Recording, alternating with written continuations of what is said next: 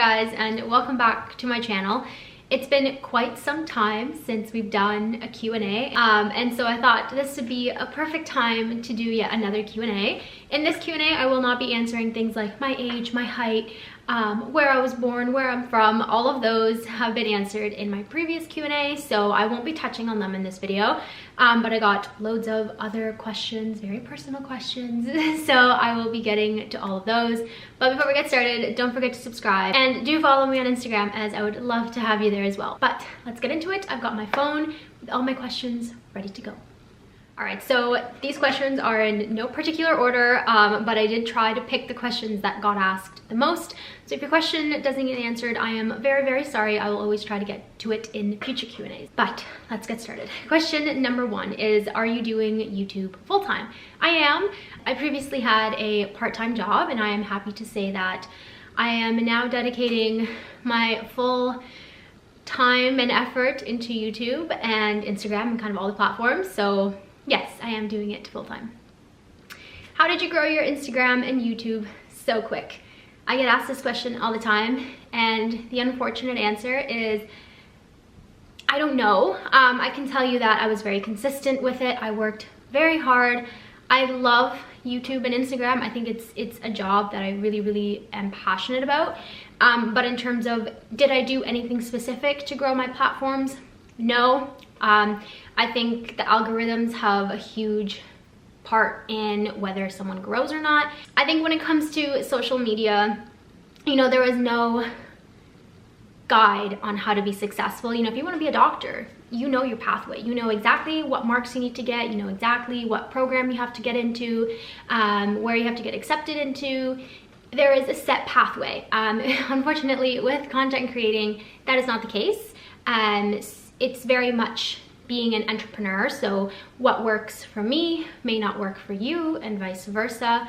And I just think it comes down to trial and error. I have made lots of mistakes, lots and lots of them, but I learn from those mistakes each and every time. And so yeah, I guess the short answer to your question is,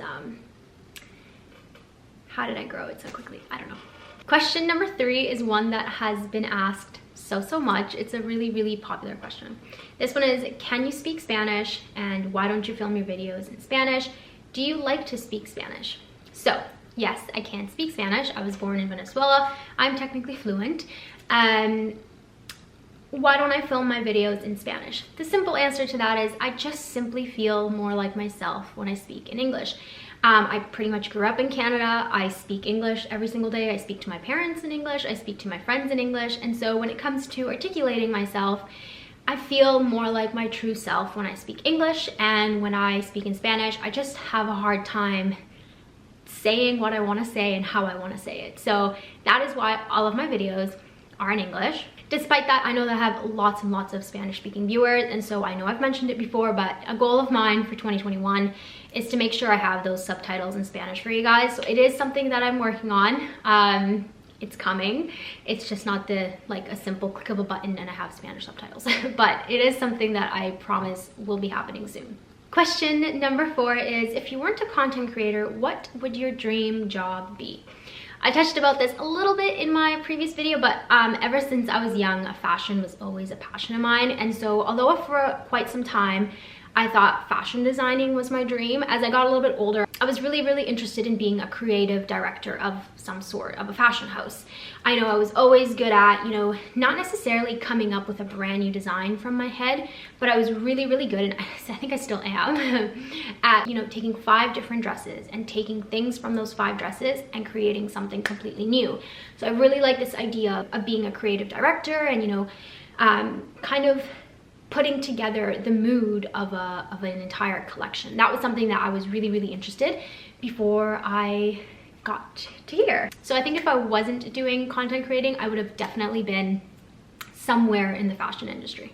Question number 6 is, how do you find a study-life balance? I feel I can either study or look after the house / friends, but not both. I have, I think, 2 answers for this. My first answer is, sometimes I just can't find a balance. Sometimes I just have to, you know, spend all my weekends working and work extra late into the night in order to achieve a personal goal of mine. And I think I don't think that's a bad thing. I think if you really want something in life, you have to work for it. It's not gonna come free. No one is gonna hand it to you. And so sometimes I think you do have to give up things in order to achieve your goals. Nevertheless, I think for myself, having an agenda and prioritizing all the things I need to do really helps. Not only do I like to, plan out my weeks, I do 1 week at a time, but I like to plan out my days. And so oftentimes I am kind of balancing between school and content creating. And so typically each day looks completely different. I like to look at each day individually and say, okay, today I have a class. So realistically, in the morning, I should work on content creating, and then for the other half of the day I just focus on school. And in a way it's kind of like compartmentalizing. I really just have to kind of focus on one thing and then focus on the other, and kind of make my days as proactive as possible. Even then, not all days are productive. I have days where I just am tired, I don't get as much done, and that's okay. You have to let yourself have those days where you just don't achieve what you initially wanted to. It happens. We're humans. So having an agenda and, keeping myself organized and prioritizing the things that need to get done has helped me immensely to make sure that, I do have a little bit of a life balance. Question number 7 is also a really popular one. I actually get this one a lot from university students. But it's, does it ever feel weird if you're dressed up more than other people out in public? The simple answer to that is absolutely not. I really don't care what other people think. I get dressed in the morning and I do my hair and my makeup for myself. It is not for anyone else except myself. And for me, feeling confident and beautiful is what I strive to achieve every single day. And so if that means, wearing a blazer when other people are wearing sweats, that's what makes me feel good. And that's what I'm gonna do, because you know what? Life is too short to spend your time trying to worry about what other people think about you. Life's too short for that. So no, I'm never bothered by it. I just really just mind my own business. It doesn't matter. Are you aware of how much you touch your hair? I'm not answering this question. I simply wanted to use this as a reminder to be kind and to always think about what you write online. At the same time, I think an important kind of aspect of this particular question, this person obviously was maybe annoyed at me or triggered by the fact I was touching my hair, and there's nothing wrong with that. The thing that is wrong with this is that he or she probably shouldn't be following me. And so this is a reminder to you, and even me too, that if there's ever a content creator that makes you feel envy or jealous or angry or sad, you absolutely do not have to follow them. And for matter of fact, you probably shouldn't be following them. You should be following content creators who are inspiring you and motivating you and making you feel happy, or perhaps you just want a good laugh. I don't know. But no content creator should ever make you feel angry or jealous or envy. If that is the case, it should be a sign to you to unfollow or unsubscribe. Because doing this can prevent any kind of, I like the expression that Lydia Millen uses, knee-jerk reactions. You are not gonna have those kind of really quick responses, quick comments that are just not nice. And so that's just a reminder to A, be kind, B, think about what you write online, and C, if a content creator is not bringing you joy, unfollow and unsubscribe. Because at the end of the day, we are here to provide entertainment and a positive space, not a negative one. So that is all I wanted to say about that question. And so question number 9 is, how do you answer or treat inappropriate or rude comments if you get them? Do you ignore or just delete? Well, every comment that is sent to me is really dealt with individually. So each comment is gonna get a different response.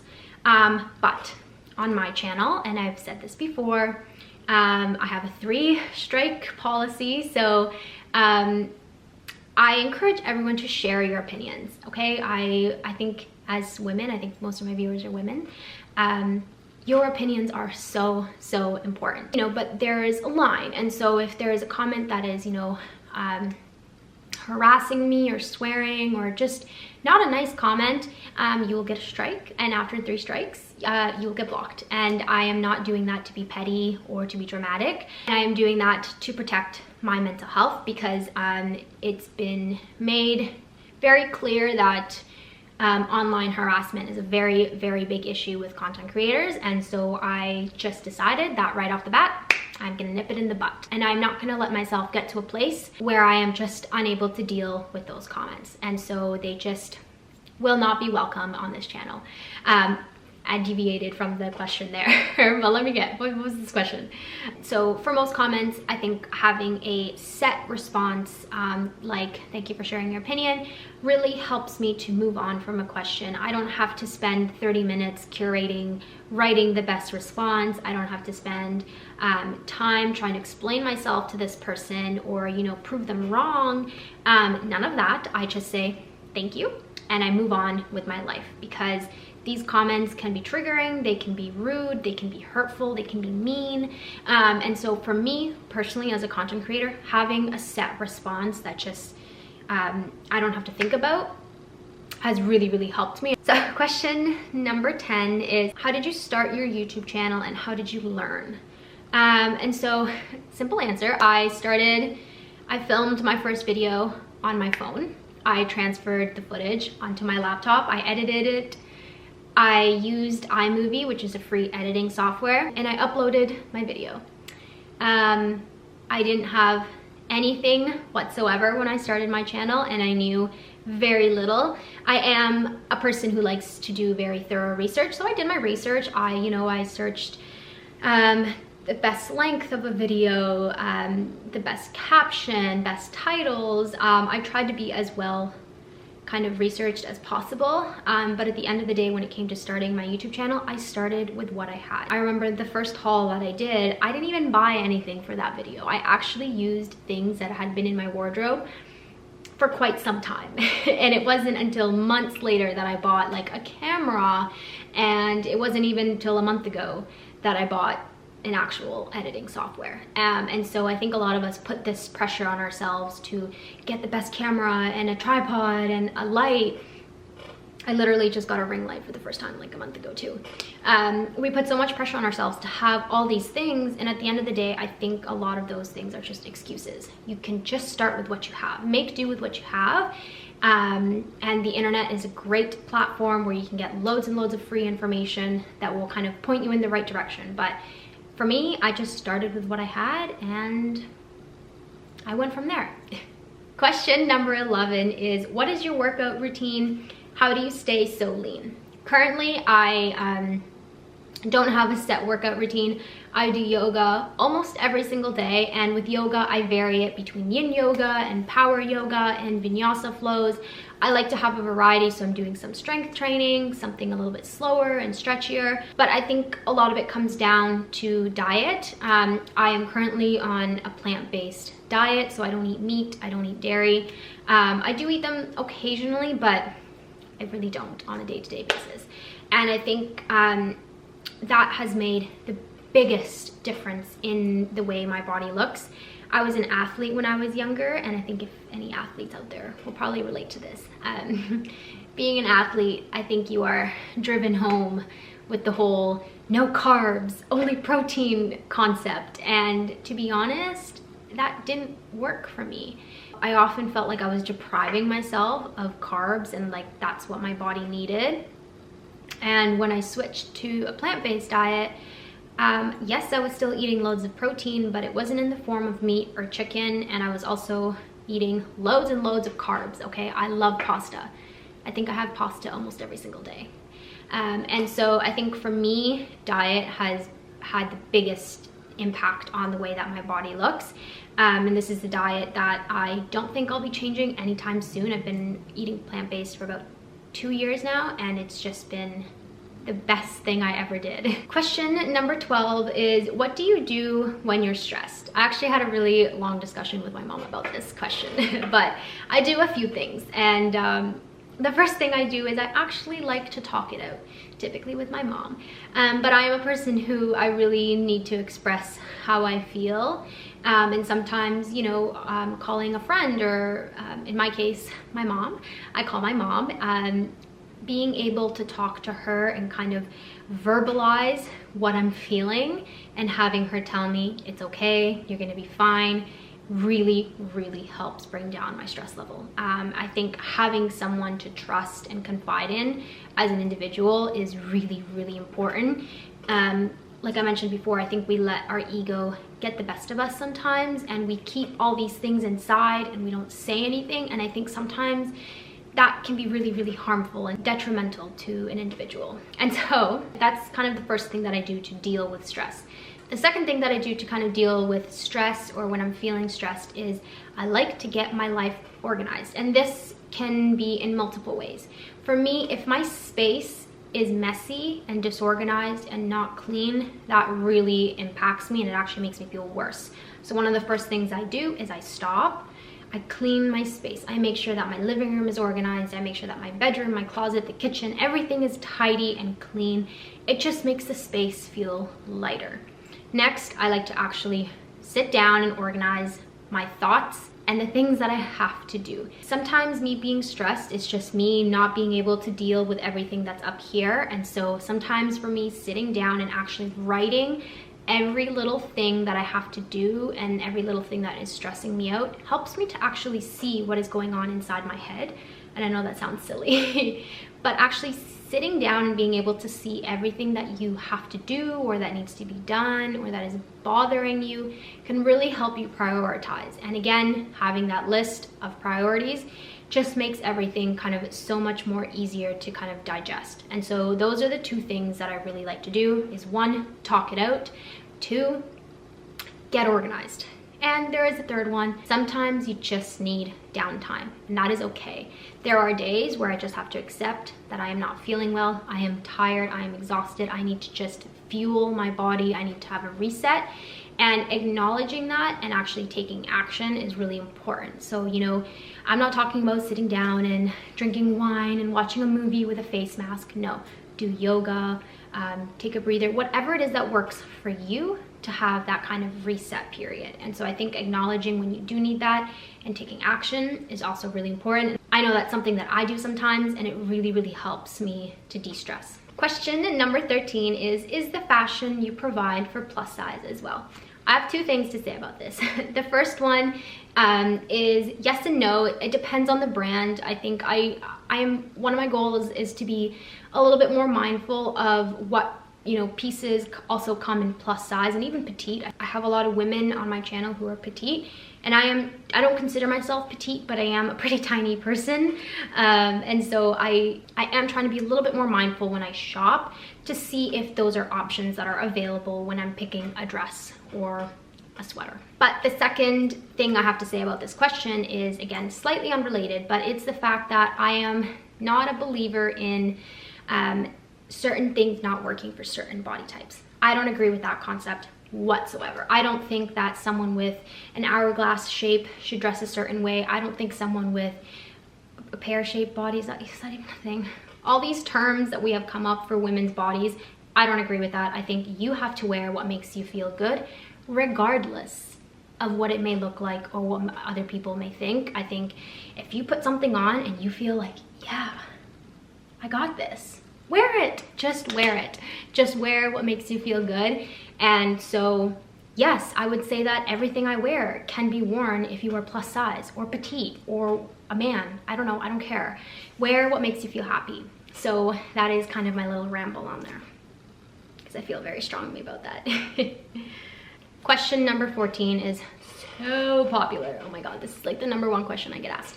So it's, what is your hair care routine? Who does your hair? What is done to your hair? So we're just gonna talk about all my hair. So I get my hair done by Chelsea. I will leave a lovely picture of her here because she's the best. But she is my hairstylist. I will leave all her information down below if you want to book an appointment with her, which I highly recommend that you do. But when it comes to my hair, I get balayage and I get beige tones in my hair. I am always wanting a very natural look, so very rarely will I bring the blonde up to my roots. I just think that doesn't look natural when it grows out. So that's in terms of color. In terms of my hair care routine, I feel like I could make a whole video on this, but I essentially am very consistent with what I do with my hair. So I wash my hair once a week. I let it dry naturally overnight, and then the next morning I will style it with my flat iron. I use the GHD Classic Styler. I will link it down below. That's what I use to curl my hair. And for the next, I don't know, 5 to 7 days, I will use dry shampoo if need be. I will really only touch up the front of my hair. I will avoid, you know, adding heat to my hair every single day. I don't recurl my hair every single day. And I think using a good shampoo and conditioner as well as a hair oil is also really, really important, and that's something that I do. And so those are kind of the things that I do to really take care of my hair. I think it just really comes down to, you know, not washing it as much and just being mindful of how much heat I am actually applying to my hair. Whew, I feel like there are so many things I could say about my hair. Question number 15 is, who are you dating? I will not be answering this question because I, as an individual, have decided to leave my personal life, at least this aspect of my personal life, out of YouTube, and that's out of respect for myself, out of potential partners and family members. And so I have just decided that for now, I'm not saying that this won't change in the future, but for now I will just be keeping that part of my life private, and I hope you guys can understand that. And so yeah, I'm sorry, I feel like I'm disappointing you guys with that question, but that is a decision that I made. Question number 16 is, do you really get dressed every day? And the answer to that is yes. Not only because it's my job, but I have always been a person that just enjoys getting dressed. It makes me feel good to actually get out of my pajamas, do my hair, do my makeup, put perfume on. It just makes me feel good. Funny enough, I think it was a couple weekends ago, I was a little hungover. I got up the next day and I felt terrible. And then this was my response. I need to shower and do my hair and my makeup, and like I feel terrible. Like I need to make myself feel better. And so for me, I think, you know, actually getting myself ready just makes me feel better. I don't know, maybe it's just fake it till you make it, I guess. I don't know, but it genuinely makes me feel better. And that is just something about me. So very rarely do I have super down days. I genuinely love getting ready and feeling my best. Most days, I would say. Okay, and so the next few questions are just kind of fun, silly questions. They weren't super personal or anything, but I just thought they were fun. Why not? You guys want to get to know me, right? I don't know. Anyways, question number 17 is, who is your favorite designer? I thought long and hard about this one. I have 2 designers that I think I would say are my favorite. The first one would be Coco Chanel. Now, the brand has changed a lot, but I like Coco Chanel as a woman, as a designer, as an entrepreneur.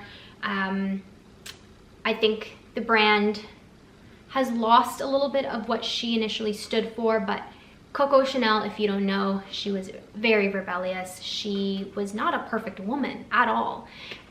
She really just advocated for women, and you know, this idea that why are we still wearing skirts and dresses? Like she just really was over that whole concept. And she's like, why can't women wear suits? Why can't women wear trousers? Like, this is more comfortable. And obviously there's so much more to her story than that, but that is something that I really, really align myself with. And so because of that, she is probably one of my favorite designers. That doesn't necessarily mean that I love what Chanel is today. The second designer that, again, I love is Christian Dior, and that is more of a modern take. So I love, when I look at Dior, I love what they do as a brand today. I love their Lady Dior's, I love their saddlebags, I love their designs, I love this emphasis on blazers and dresses, and something that is still feminine, masculine, but powerful. And that is something that I really, really love from Dior. So that is, I think, my other favorite designer. So those 2 designers I think I would say are my favorite, and those are, yeah, I mean, it's bound to change, but for now, those are my 2 favorite designers. Question number 18 is, what is your favorite movie? My favorite movie is The Sound of Music, and it has been for years and years and years and years and years. I love Julie Andrews. She is just the epitome of class. I love Julie Andrews. And that movie is just, it's, you know, it's about family. It's got history in it, because it obviously took place during the war. And so I think there is just so much about that that I absolutely love. It's my favorite movie. It's such a feel-good movie for me. So The Sound of Music, hands down, one of my favorites. Question number 18 is, what are your favorite fragrances? Currently on the hunt for new fragrances. I've been really into fragrances lately, but currently my 3 favorite fragrances are Glossier You. Glossier You is such a unique fragrance. I really can't describe it. It is just, it's not sweet. It's, honestly, I can't even describe it, but it's one of my favorite and all-time favorite fragrances. The second one, it would have to be the Replica by the Fireplace fragrance. This is the most beautiful, warm scent. It literally smells like a fire, but it's got vanilla, so it's kind of sweet and musty, a little bit masculine, but still feminine. Honestly, a beautiful fragrance. It really makes me feel powerful when I wear that fragrance. And then my 3rd favorite fragrance would be Jo Malone Wild Bluebell fragrance.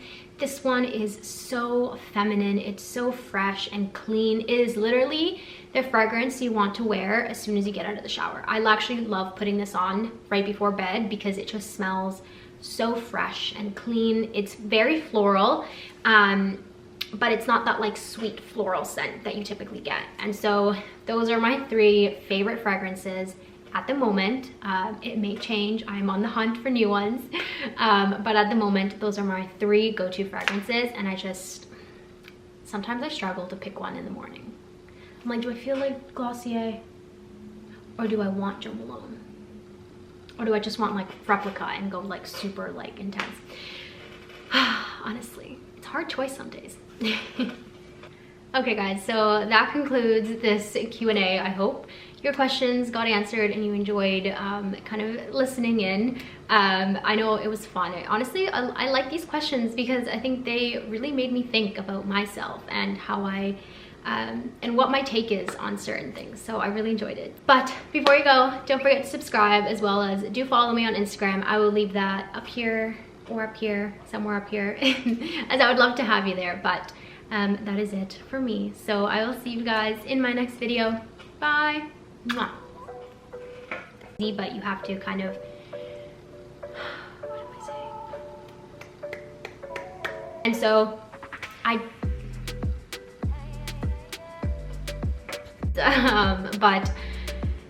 but I think, but I learned, but.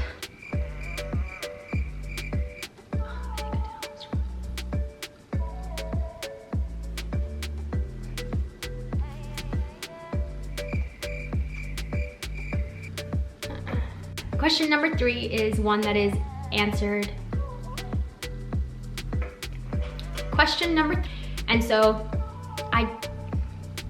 everyone is